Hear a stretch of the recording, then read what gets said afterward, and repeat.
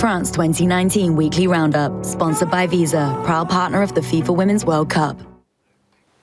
Hello and welcome to our France 2019 Weekly Update, where Sky Sports, in partnership with Visa, are looking at the moments that changed the games in the FIFA Women's World Cup.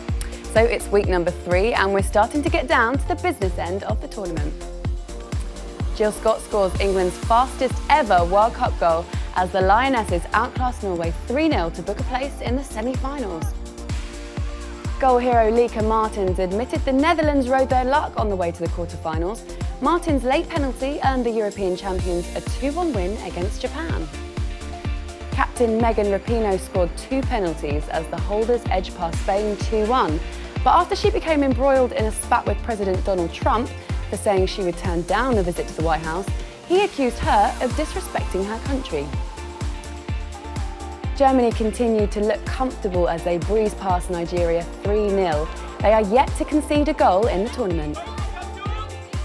And Italy head coach Melina Bertoloni says her players are on a mission to help the country appreciate the women's game after they beat China to reach the quarterfinals.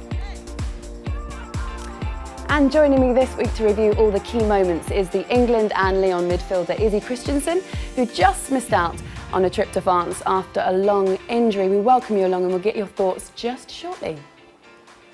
England's Lionesses impressed on the way to the Women's World Cup semi-finals after an emphatic 3-0 win over Norway. England have now reached the last 4 in consecutive World Cups. Jill Scott scored England's fastest ever World Cup goal as she put them ahead after just 2 minutes, 6 seconds. Ellen White then scored her 5th goal of the tournament to put England 2-0 ahead before Lucy Bronze's superb long-range strike secured a comfortable win. Nikita Paris also missed a penalty late on, but that didn't affect the fan celebrations after the game. Couldn't have asked more from the girls. I thought all of them give 100% tonight, and I thought they were absolutely fantastic. I think Phil Neville's done a great job, so on to the next one. Absolutely brilliant. She's got it spot on. Houghton, Bronze, Scott. We got the best players in the world. Oh, it's just fantastic. Like, the players give so much. You just watch them sprint around. It's insane. The energy levels are so impressive. Well, Lucy Bronze was insane. I think she was highlight. As a Canadian, I will say that I would love to see a France versus England final. Come in, no. You don't want to see the States go through.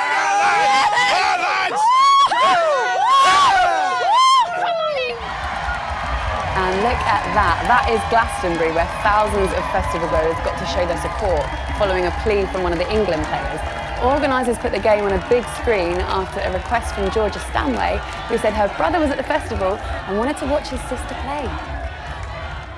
It's a really lovely touch, Izzy, isn't it? And sort of a sign that this nation is so behind England. Yeah, it's amazing, that amount of people in one place at a festival having a great time anyway, and then watching the Lionesses go and beat Norway 3-0 in a World Cup quarter-final is just amazing. They went out and it was such a dominant performance. Were you surprised by that? No, I think watching the girls before the match, I thought they looked really focused and ready, and I think that the Norwegians looked tired for me, and I think we took full advantage of that and made sure that we didn't give them a second to breathe throughout the match, and they couldn't cope with the Lionesses in the end, and 3-0 was a comfortable win. Ellen White has broken a record. She's broken Kelly Smith's record of all-time leading goal scorer at a World Cup. There's also been stand-up performances from Jill Scott, Lucy Bronze. Are these players now putting themselves out on the world stage and holding their hands up and say, we're up there with the best? I think so, yeah. Without a doubt, the performances so far from those 3 players have been world class, and I think the consistency from Ellen in front of goal, Jill's ability to run the midfield, and Lucy's right back kind of abilities to get forward. It showed, especially yesterday against Norway, was a fantastic performance, and hopefully they can continue that and get us into the final. When you listen to them and watch their post-match interviews, and also Phil Neville as well, what have you made of the way that this team have gelled and how they've taken this World Cup head-on? For me, it's a combination of everything that's happened in the last 18 months and beyond, actually. I think that we've been working so hard on our kind of team morale, our togetherness, our ability on the ball and everything. It just seems like it's all coming to fruition, and the performance last night, I think, was kind of like the summit of all the work that's gone in. It was great to see. Absolutely. So England through to the semi-finals. Elsewhere, an injury time penalty changed the game between the Netherlands and 2015 runners-up Japan. Lieke Martens scored both goals in the 2-1 win, including the late penalty kick awarded for handball. It's the furthest the Netherlands have ever got in a Women's World Cup. So Izzy, another penalty awarded for handball in the area, and Japan also hit the crossbar in the second half, so will they feel a little bit hard done by? I think so. I think the Japanese performance the other night was amazing. I thought they played some excellent football, and they were very unfortunate to see, to concede a penalty that late on in the game for a really, really harsh handball, but it was handball, so the referee's given the penalty, and yeah, the Netherlands rode their luck a little bit, and it'll be interesting to see how they fare for the rest of the tournament. Well, we've got Italy next, and it's also the furthest that they have gone in a Women's World Cup as well, and their coach is really set. She's on a mission to get their country especially more acquainted with the women's game, and it feels like this World Cup is a watershed moment, not just for Italy but for so many other countries.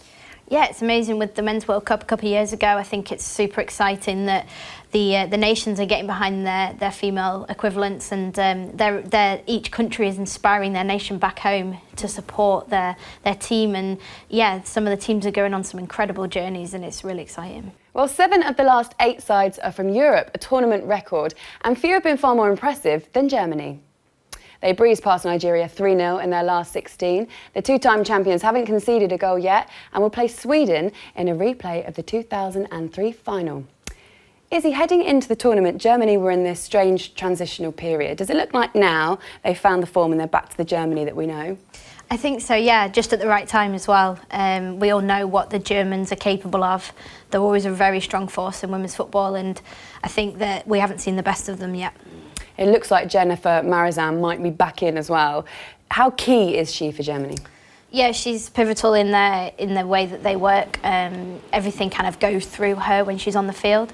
It's good to see that she's recovered from a broken toe, and hopefully that she can kind of inspire the teammates around her, because she has that ability on the ball. You play with her. What is she like? She's a great player. You know, she's technically so gifted.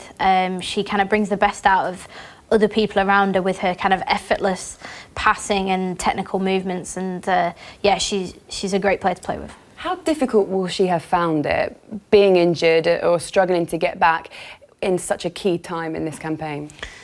Jennifer's a really kind of calm, chilled out person, and I don't really think it would have fazed her. I mean, of course she would have been gutted to miss the last 3 or 4 matches through the tournament, but now she's back, she's ready to go, and at a crucial stage she'll be well rested, and hopefully we'll see the best of her.